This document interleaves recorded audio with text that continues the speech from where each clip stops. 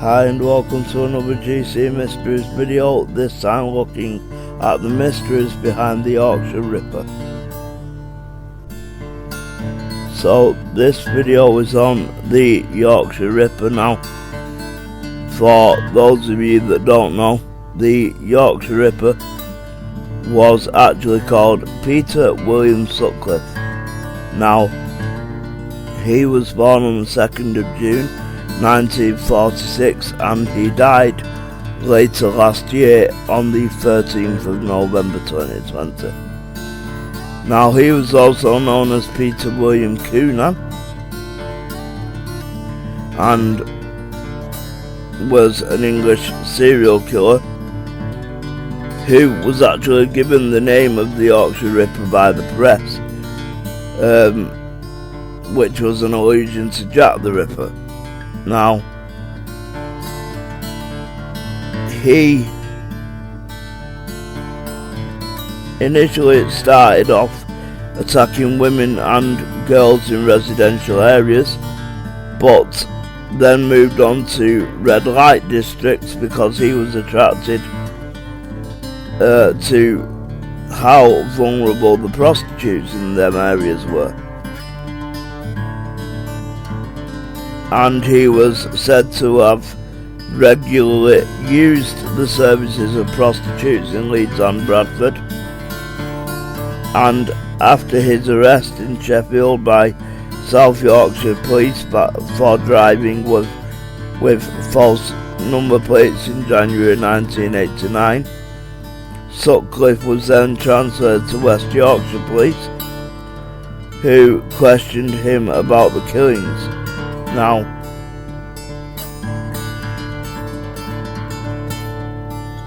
he confessed to being the killer, saying that the voice of God had sent him on a mission to kill prostitutes.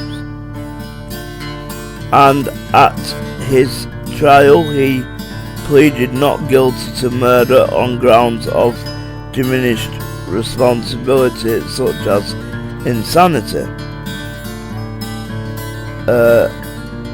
The jury did not believe him and he was convicted of murder on a majority verdict. And following his conviction, Peter started using his mother's maiden name of Coonan. Now, when he was still free and still on the run, the manhunt for him was one of the largest and most expensive manhunts in British history, and West Yorkshire Police were actually criticised for their failure to catch Sutcliffe, despite having interviewed him 9 times in the course of their 5-year investigation. So he was interviewed more times than the case in years ran for. Now, because of the sensational nature of this case, the police handled an exceptional amount of information, some of it misleading, including the Wearside Jack hoax recorded message on letters purporting to be from the Ripper. Now, he was actually convicted of 13 confirmed murders, 7 confirmed injured. I would gather that is 7 attempted murders. The last one, though, is a bit of a strange one, and that is that he was convicted of 2 who were suspected to be injured. I'm not sure how that works. quite clear if someone's injured or not, but apparently West Yorkshire Police didn't understand that. And his span of crimes was from 1975 to 1980, and he was apprehended on the 2nd of January 1981. The prisons that he were at included HMP Parkhurst and HMP Frankland. However, he was also an I don't know whether you call him patient or inmate of the Broadmoor Hospital. Now, if you are from the UK, you will know that Broadmoor is synonymous with crime and with several killers, all of which should have been in a prison, but were given the comfort of the secure hospital rather than the bars of a prison. So I don't understand how you could really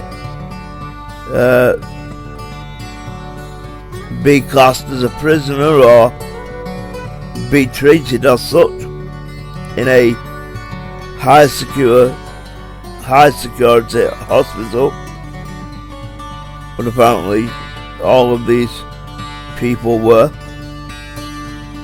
Now, Peter Sutcliffe actually had an occupation of an HGV driver, or a heavy goods vehicle driver, which he could have certainly had a good life doing, and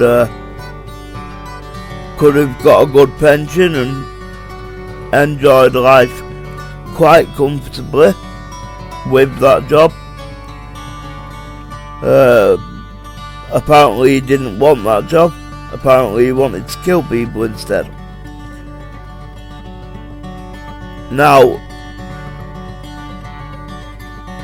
he was actually sentenced to 20 concurrent sentences of life imprisonment, but that was converted to a whole life tariff in 2010. So, meaning he would never get out, and indeed he didn't. He died, as I said, late last year on the 13th of November 2020, and he was aged 74. Now, I'll just see if I can find out what his death was caused by.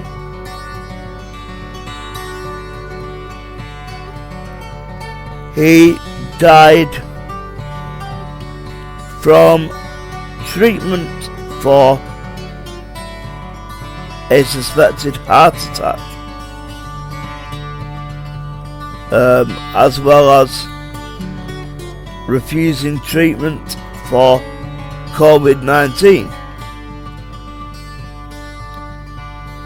Personally, I think killers like him shouldn't be offered treatment for such viruses. I think that they should be made to suffer a painful death such as they gave their victims. But the justice system in the United Kingdom doesn't see it the same way that I do. But if you want to learn more about him, you can search Peter Sutcliffe, Peter Coonan, the Yorkshire Ripper, and you will find plenty of information about him and his victims. Thank you for watching this GC Mysteries video. If you liked it, please like, subscribe and click the notification bell. If you can, support us on Patreon at patreon.com/GC Mysteries. See us on Facebook and Twitter, GC Mysteries, and bye bye for now.